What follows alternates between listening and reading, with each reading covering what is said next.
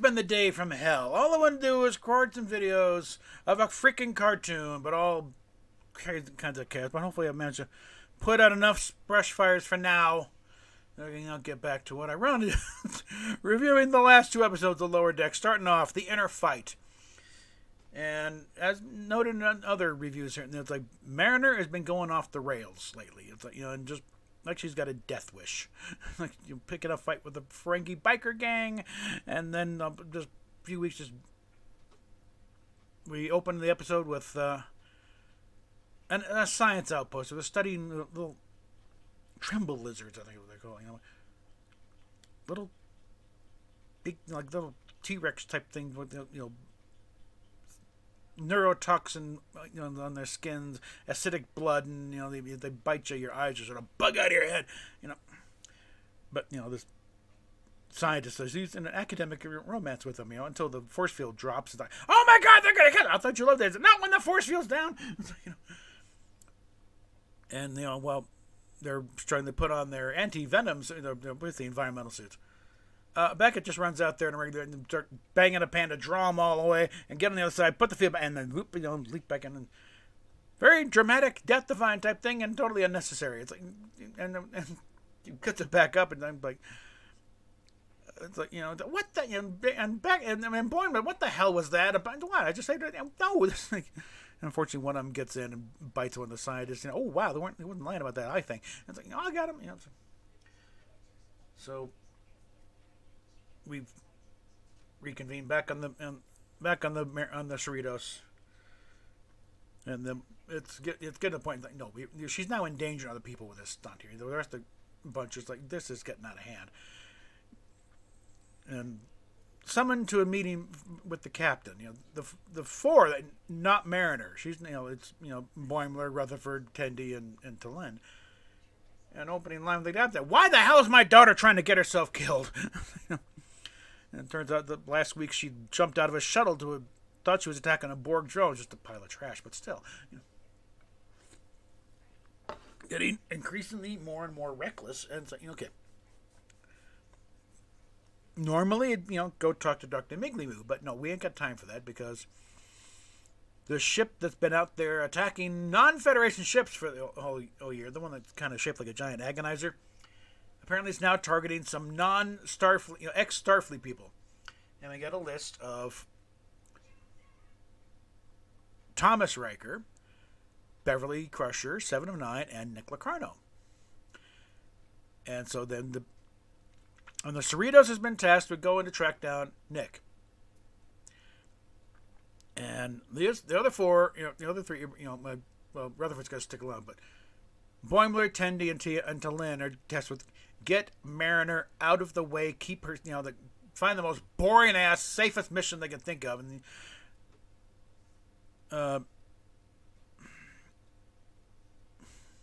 Tendi, I don't know why I keep blanking on her name. I think I heard Tiana, the names. But Tendi, it's like, hey, there's a weather buoy out in this thing. It's the most boring, safest mission you can think. Yes, great, get her the way. And of course, they keep on the arc. How dangerous is this? It'll be far more dangerous if we don't tell you. Great, don't tell me anything. It's like, so they take a shuttle out to this monitoring buoy on the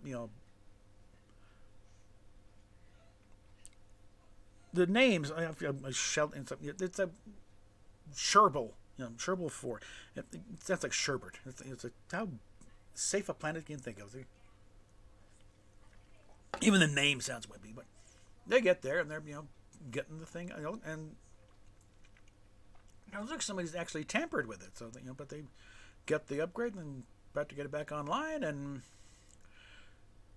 just as they're about to leave orbit, the Klingon bird of prey appears and blows them out of the sky. But just as Tendi hits the emergency transport because they're not going to make it out. So they beam out, they get down to the planet. And let me handle the Sherbal 5, but well, actually no. Let's go back to the Cerritos. They go to this one planet, New Axton. Just as crummy as old Axton, but with twice the lostness and none of the charm, as Shax puts it. But it's definitely they're riffing on Star Wars. They're trying to make like typical bounty hunter heaven on Mos Eisley type thing, but turns out no, not quite. They got rules. They just don't like Starfleet. No, you go wait by that moon. There's a shuttle every 3 hours. Meanwhile, there's one guy in a scary looking bounty hunter thing that slides right on by. Hey, why does he get them? Don't worry about him. Just get your ass back to the moon. I think he's a little Starfleet person. And they finally get down to the planet, and the place that is called Muds, M-U-D-D. Yeah, I guess who started that one? Harry went into business for himself back in the day, or licensed the name. Who knows? But they figured this was this is the place where the scum and villainy go to get their information. But and there's a guy at the door. You got a reservation? What? No. It's like, well, you could go over there, but the black market information is not nearly as reliable, and the drink's so lousy. And the old boy, oh, we're just rogue. Now you're in full uniform. You're not full. You wait your turn. And it's like, well, wait. No, guess what? The wait just got half hour longer. And they finally get inside. And yeah, it's a typical Star Wars cantina thing with a few Star Trek aliens. The burly Klingon behind the looks a lot like Korg, but behind the bar tending thing. And the snake guy drinking a blue liquid. And then the information broker looks a lot like Baylock's puppet, and even moving around like and spinning the head all around.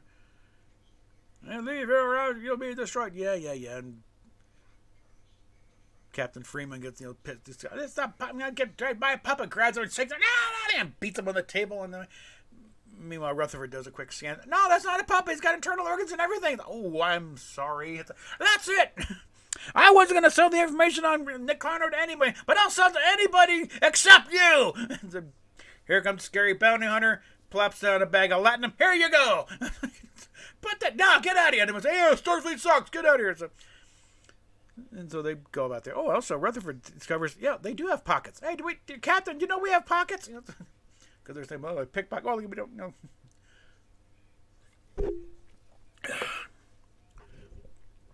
And it's like, I'm sorry the mission failed, Captain. It's like, no, I didn't fail. Actually, because here comes the bounty hunter.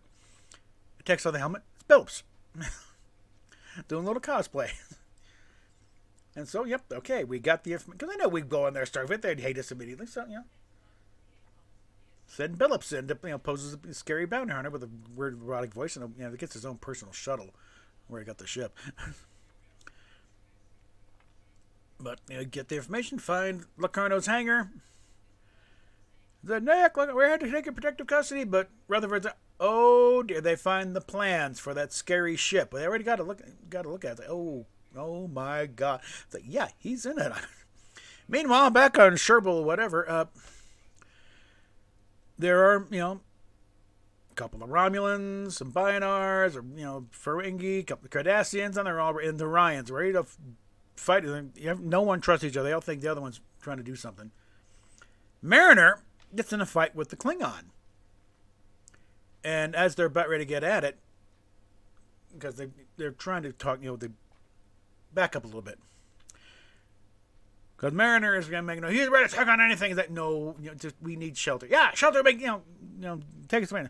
Get the upper edge, and finally spill it out. It's like, we're under orders by Captain Freeman to keep you out of trouble. It's like, what? It's like, your conduct over the past 3 weeks has shown a serious lack of regard for your own safety. It's like, but she everyone goes to sleep, but she stalks out in the middle of the night, finds the Klingon out there, and starts fighting with him. But they have to break up the fight because a glass storm. It starts raining shards of glass. Like, okay, as it would, of course. It's a weird planet. Well, while they're hunkered down in some kind of hollow tree trunk, and the Klingons starts exchanging it, and it turns out we finally find out why Mariner is the way she is, especially lately. It's like it turns out that one of her best friend at the Academy was Sito, Sito Jackson. This makes this entire series really a direct sequel, more or less, to the episode in Next Generation, Lower Decks. because and also throws back to the first duty, because that's where we first meet Sito, along with Nick and Wesley and usually Josh, and then again I got to pull the same thing as Sean Ferrick, the other one. She was just there. We never know what happened to her, so it's really easy to forget her name. I might look it up and I'll throw in a caption of what their name is.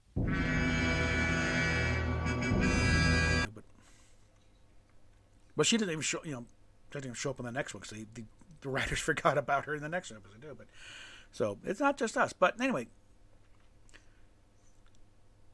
when Mariner looked up to him, really kind of patting. She was a Sito fangirl, really, and the incident because. And again, this works out. It gets a little more explained at the beginning of the next episode, where it's like, because Mariner got there, she was first year, Sito was senior. They were about ready to graduate when that whole thing happened, and they all got knocked back a year. Locarno got booted, so Mariner got basically 2 years at the academy to really become friends with her, and then she graduated and got posted to the Enterprise, and then got killed on that mission. And that just was a gut punch to Mariner. It just destroyed her. And while she's still processing that, here comes the Dominion War and all this. So it's just, PTSD piled on top of each other. So she's, that's it. No, she dreamed of being a captain one day. They was at the academy. And she was, really applying herself and everything. And then this one just, no, forget it. She, just turned her back. Doesn't even want a promotion. She got, doing everything can to stay as an ensign. Because she does, she still believes in Starfleet. But she doesn't want to be the one of the center chair calling the shots at this point. She said, no, just leave me back in the bottom. Leave me in the lower decks where I'm safe, more or less.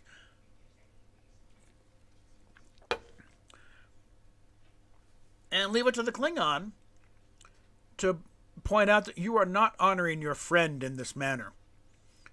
It's like he's talking about, the Starfleet, she does the best speech. Rob Burnett, I dare you, watch this episode. Watch the discussion at the end where she's talking about Starfleet was meant to go out and explore and puzzle out the mystery of the universe, not be warriors.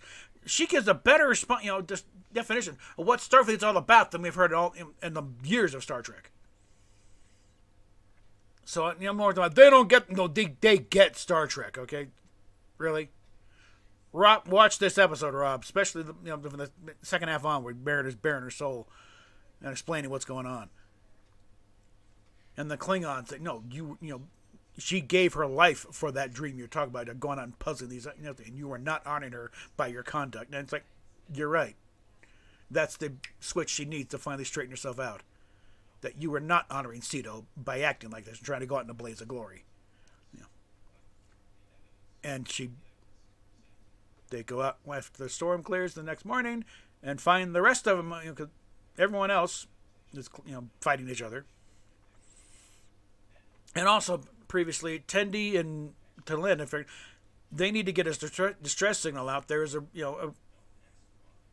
ground station that's supposed to relay information to the buoy. They can repurpose it and do it. It's basically the shield generator on Endor. Okay, again, it's Star Wars, riffs all through this thing too. But again, it's visual, so. But still, they need to get to this thing and repurpose it and send up a strike signal. They're pretty remote, so it might take a while. But hey,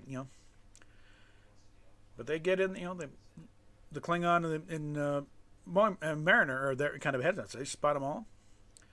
And the Klingons say, we should fight them all. We'll take out the Orion. No, we'll do something even harder. And she goes and starts giving us, we need to work together, people. I know we don't have to like each other, but we are not the enemy here. We need to find out who did this and really start, proper, Starfleet speech of, we need to cooperate. Well, the Orion is not having it. She's, I'm not going to fight you. Okay, fine. Thanks for making it easy. Then here comes Tendi out of the thing. She knows this captain's on there. Ooh, Mistress of the Winter. Yeah, she recognizes Tendi, falls to her knees. So it's handy when it needs to. The fact that, her best friend is Orion royalty, basically. And so with that, they all, agree to work together. The run, we're not joining anything, but we will go along we'll cease hostilities for now. Get everything set up, And just as they're about ready to get started, though, Mariner gets beamed up. It's like, what the hell? No, Mariner is honorable. She would not betray us. Continue your work, Orion. I have a plan. Because, there's a Klingon bird of prey sitting just up in orbit. So it's kind of counting on the fact, they kick up this Tristan. Well, they're going to come on down and blow it up. So, okay, when they do that, then sure enough, they come down, get at the end close, because it's located such that they can't target it. It has to be real close. When they get in there, there's a lot of cliffs. They jump down from on top of the bird of prey, bust their way in, commandeer the ship. And again, to think that this is the cartoon, it's apparent that the way this Klingon takes out the captain of this bird of prey, this is Marsh, and leaps over there, and stands up with a face full of Klingon blood. It very clearly implies that he took out this other captain by ripping his throat out with his teeth. This is not a kid's show by any stretch of the imagination. If the language and the situation are enough, that's where this is brutal. People die in this show. Okay, this is, and again, when I'm going to go into when my little series wrap up, a little thing. This is not a spoof or a parody. When Mike McMahon laid out the thing, you laid it out to put this is going to be a proper Star Trek show. It's going to be a part of the canon. It's going to be with it and reinforcing it, and it's not going to be a rip. It's going to be funny, but you want to do a proper Star Trek show, and that's what he has done. I think. Again, I think a lot of people just need to get past the humor and the animation style seems to set a lot of people off.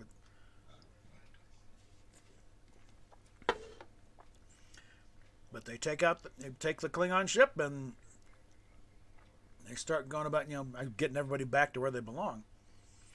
But meanwhile, Mariner wakes up in a very sparse room. Like what in the minimus hell is like? And as she's about to trying to open the door, hey, it's Nick Legrand. Nick, what the hell are you doing here? It's like, oh, you and me, Mariner, we're gonna cause some mischief. To be continued. And this will be continued in the next review, so stick around. We'll be right back. We'll talk to you later.